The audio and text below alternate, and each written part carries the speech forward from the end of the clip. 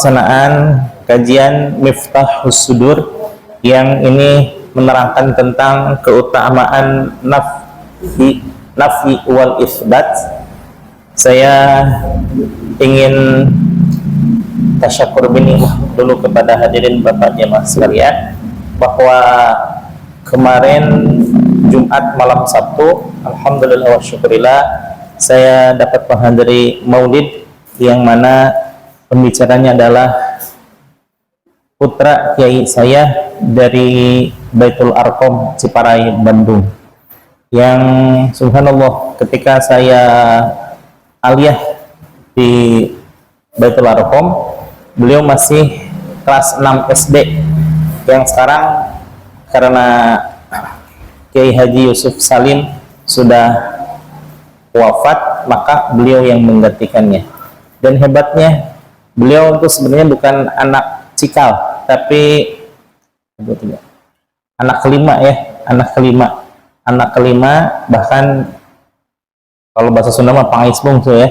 Pangis bungsu itu di bawahnya ada adik, nah adiknya itu bungsu, itu pangis bungsu itu namanya. Beliau naik menjadi pimpinan pondok pesantren, yaitu Kiai Haji Ibnu Athaillah. Kiai Ibnu Athaillah ini sama persis dengan pengarang penyusun kitab Al-Hikam ya. Namun subhanallah karena ayahandanya pecinta Al-Hikam, dinamailah putranya menjadi Ibnu Athaillah As-Sakandari. Jadi subhanallah ternyata thawabnya masuk. Beliau pun sama pengamal Thariqah Qadiriyah wa Naqsyabandiyah, subhanallah ya. Kiai Ato, kalau dulu kami nyebutnya Cep Aat, tapi sekarang menjadi Pengersa Agungan, nah gitu ya. Yang kedua, tadi pagi saya menghadiri maulid juga di Jonggol. Kalau kemarin di Taman Rahayu, kalau sekarang di Jonggol ya, subhanallah. Itu mah Kiai saya waktu sanawiyah, Kiai Budede juga gitu ya, sama-sama guru ya. Alhamdulillah, kalau yang tadi generasi ketiga dari pondok pesantren Baitul Arqam Ciparai Bandung, kalau yang sekarang generasi kedua setelah ayah syahid meninggal, beliau yang menggantikannya, Kiai Haji Cecep Abdullah Syahid. Alhamdulillah, bahkan beliau sempat ke sekolah Darul Muqarrabin pula mendoakan, sholat, makan, bercengkrama, lama banget itu ya. Alhamdulillah, Kiai tidak menampakkan wajah lelah, padahal baru kemarin dari Jambi, dan setelah pulang ini langsung ke Kalimantan selama 3 hari.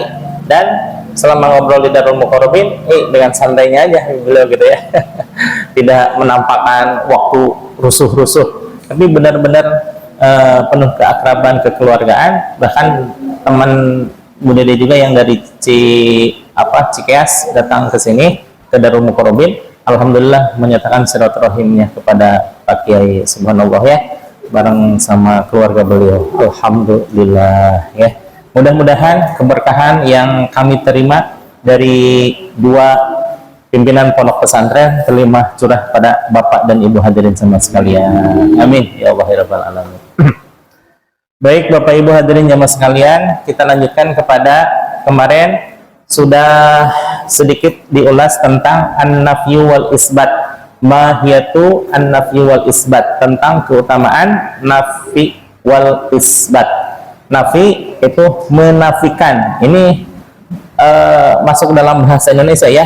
Nafi, nafyun itu nafi dalam bahasa Arabnya, menafikan, mengesampingkan, tidak menganggap kalau bahasa Indonesianya ya. Nah ini juga karena bahasa Indonesia itu serapan kata dari bahasa-bahasa yang ada di dunia, terutama bahasa Arab, bahasa Inggris, dan sedikit bahasa Belanda, karena memang lama dijajah oleh Belanda ya. Tapi Belanda ini agak pelit ya. Kalau di Inggris, Malaysia dijajah oleh Inggris, bahasanya dikasihkan. Jadi bahasa hampir bahasa kedua nasional Malaysia itu bahasa Inggris. Setiap ucapan-ucapan itu ada aja kalimat Inggris yang menjadi bahasa nasional bahasa Malaysia gitu ya. Tapi kalau Indonesia dijajah selama 350 tahun, boro-boro dikasih bahasanya, saking pelitnya bahasanya aja nggak dikasih. Sementara mereka mengkeduk harta kekayaan bangsa Indonesia ya, bukan saja rempah-rempah, ya rempah-rempahnya, ya hasil buminya, ya tambangnya, ya segala macamnya dikasih ya, dikeduk ya, tapi sedikit pun tidak ngasih kepada bangsa Indonesia.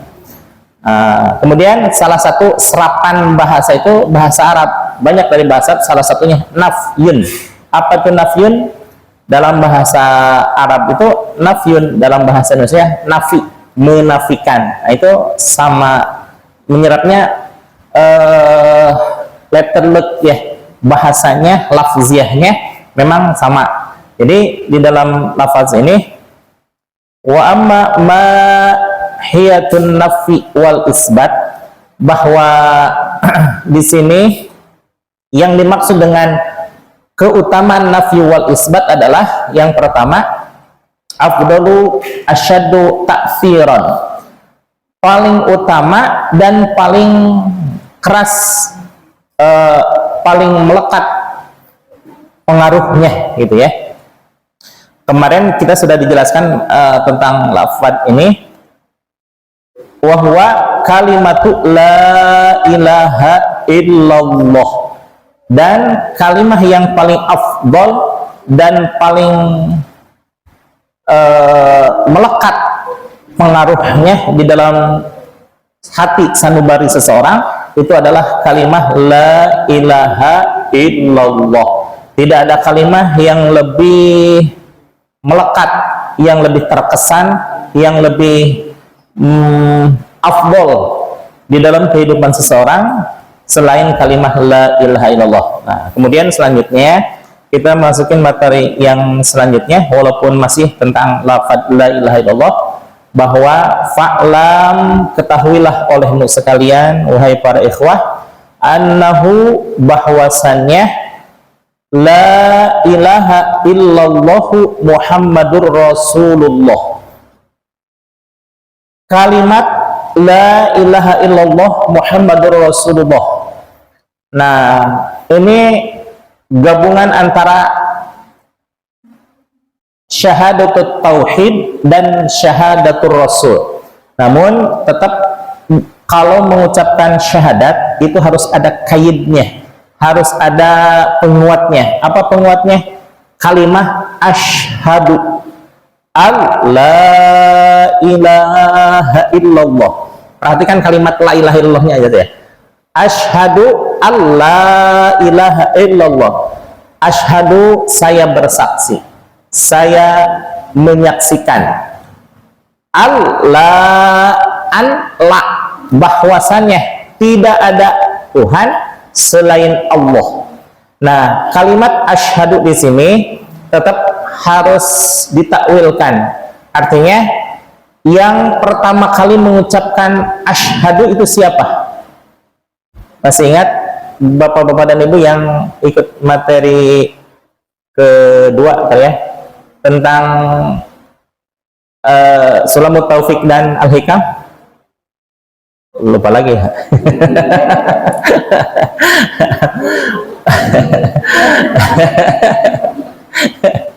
Ini terlalu banyak memorinya ya, gitu ya, tentang bawang, tentang sekolah, dan lain sebagainya itu.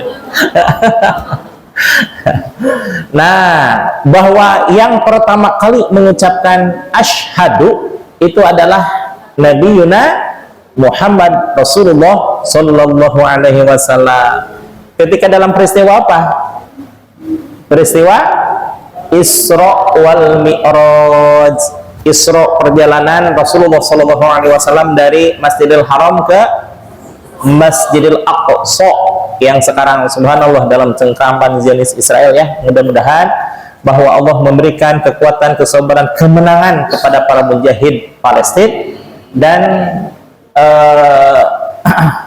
mudah-mudahan menjadi ibrah bagi kita sekalian bahwa satu bagian sakit, maka seluruh tubuh itu akan merasakan sakit. Kata Rasulullah, kal bunyanil wahid,